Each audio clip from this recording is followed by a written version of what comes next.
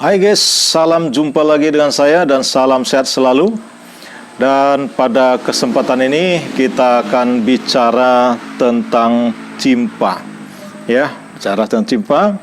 Mungkin di antara kita pecinta kuliner ataupun cemilan daripada Kaskaro, ini cimpa ini merupakan makanan yang tidak asing lagi bagi kita.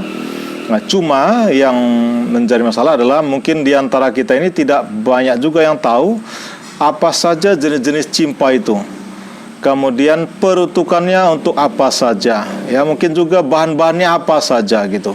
Jadi pada kesempatan sore ini kita akan sedikit berbagi tentang jenis-jenis cimpa dalam masyarakat Karo itu. Setidaknya masyarakat Karo itu mengenal ada 8 jenis cimpa. Nanti kalau ada yang lain coba kita bisa berbagi.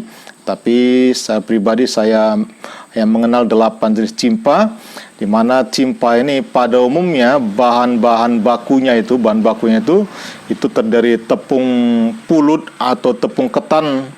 Ada juga tepung beras, kemudian gula dan kelapa. Jadi tepung ketan, tepung beras, gula dan kelapa. Jadi ini merupakan bahan-bahan utama daripada pembuatan cimpa itu. Yang pertama adalah cimpa matah. Namanya aja matah, dalam bahasa Indonesia itu berarti mentah.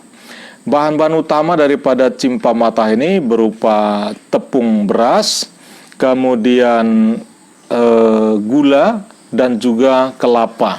Ya, jadi diadon, kemudian itulah yang menjadi cimpa begitu. Kemudian peruntukannya ini biasanya cimpa matah ini digunakan ketika peletakan batu pertama sebuah bangunan ataupun rumah.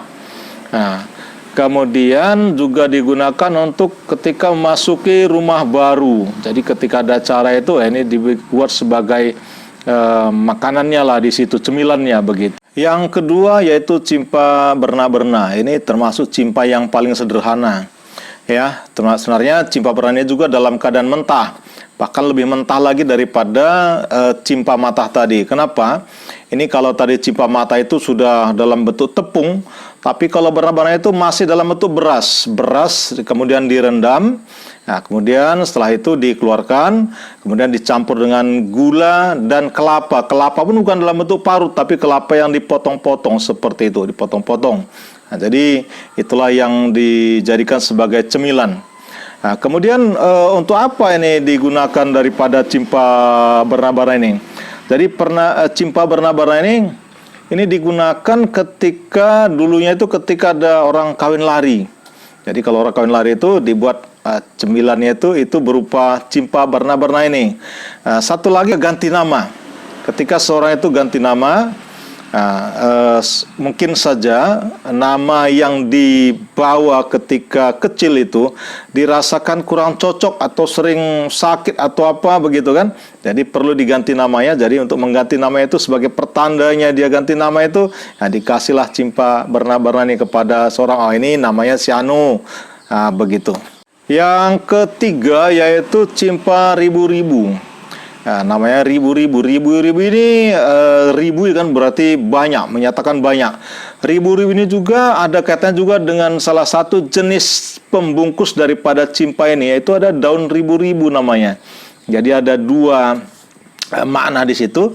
Yang pertama karena jenisnya banyak.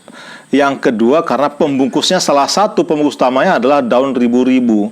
Jadi cimpa ini setelah diadon begitu, kemudian pembungkusnya itu diambil beberapa jenis daun. Salah satu tadi daun ribu-ribu, ada daun jambu kelutuk, ada daun jambu, ada daun coklat, ya, ada daun kopi, ada daun nangka dan lain sebagainya. Jadi banyak jenis-jenis daun lagi. Yang lain-lain masih banyak. Jadi makanya cimpa ini dikenal sebagai cimpa ribu-ribu. Kapan ini digunakan cimpa ini? Nah, cimpa ini biasa digunakan ketika kalau orang Karo bilang ngulih bulang. Ngulih bulang itu ngunduh mantu gitu ya.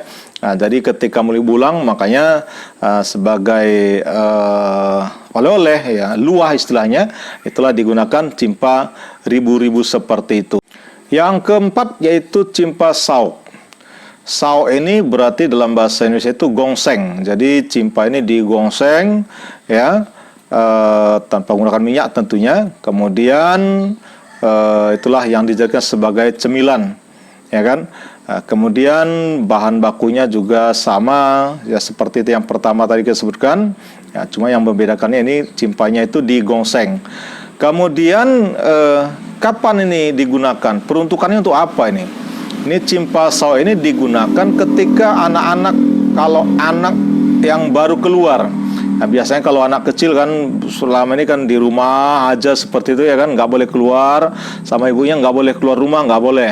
Jadi ketika dia pertama kali keluar rumah, itu biasanya si ibu ini membawakannya ke tempat neneknya, gitu kan, tempat neneknya. Jadi sebagai oleh-oleh daripada anak kecil ini, istilahnya gitu kan, dibawalah ke neneknya itu dengan membawa sekaligus cimpa sauk tadi.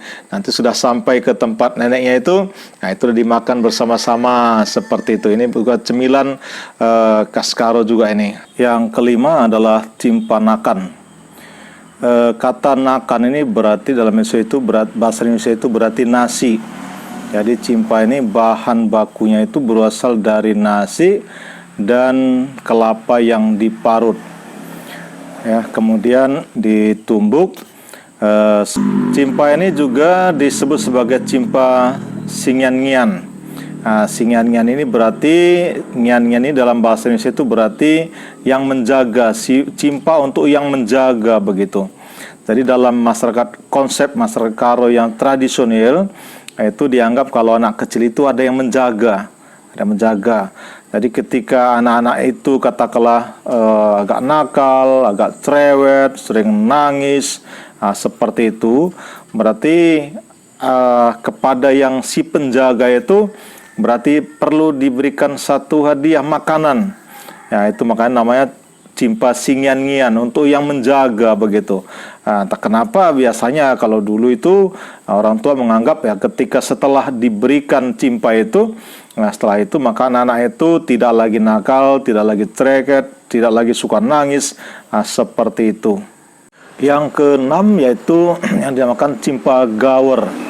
Nah, kata gawer ini berarti diaduk, ya, berarti cimpa ini dicairkan, bahan bakunya itu kemudian dicairkan menggunakan air, kemudian diaduk.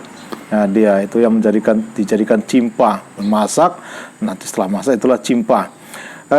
Cimpa ini merupakan cimpa niatan orang yang mengambil air nira. Jadi orang-orang yang mengambil air nira itu punya niat. Nanti kalau air niranya itu banyak, nah nanti dia akan buat cimpa berupa cimpa gawer itu. Yang ketujuh yaitu cimpa gabur-gabur.